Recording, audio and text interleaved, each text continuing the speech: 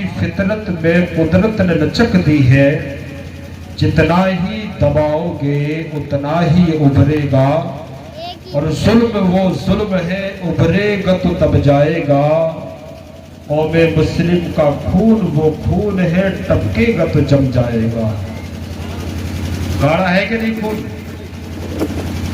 قوم مسلم کا خون وہ خون ہے ٹپکے گا تو جم جائے گا۔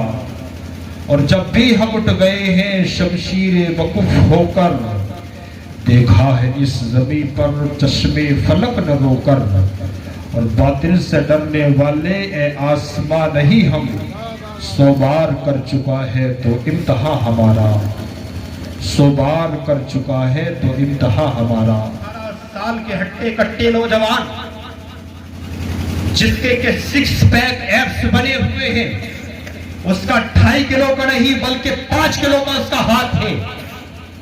اگر اس کے جسم سے روح کو نکال دیا جائے، 18 سال کا نوجوان ہے، 5 کلو کا اس کا ہاتھ ہے، لیکن وہ اپنے ہاتھ کو اٹھا نہیں سکتا، پیر ہے لیکن چل نہیں سکتا، زبان ہے لیکن بول نہیں سکتا، آنکھیں ہیں لیکن دیکھ نہیں سکتا، کان ہے لیکن سن نہیں سکتا۔ کیوں؟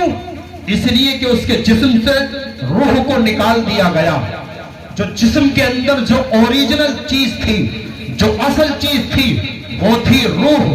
روح نکل گئی، جسم بیکار ہے، روح نکل گئی، ہاتھ بیکار ہے، روح نکل گئی، زبان بیکار ہے، روح نکل گئی، آنکھیں بیکار ہیں، آنکھیں ہیں لیکن دیکھ نہیں سکتا، کان ہے لیکن سن نہیں سکتا، پیر ہے لیکن چل نہیں سکتا، اس لیے کہ جسم سے روح نکل گئی، روح نظر نہیں آتی، جسم نظر آتا ہے۔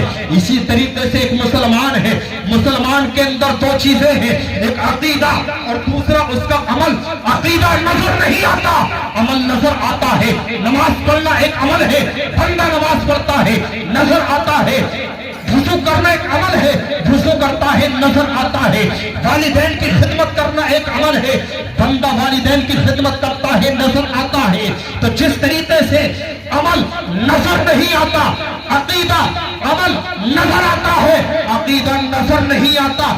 جس طریقے سے جسم اور روح کے اندر روح اصل چیز ہے اور جسم اس کی فلاح ہے، جسم نظر آتا ہے، عقیدہ نظر نہیں آتا۔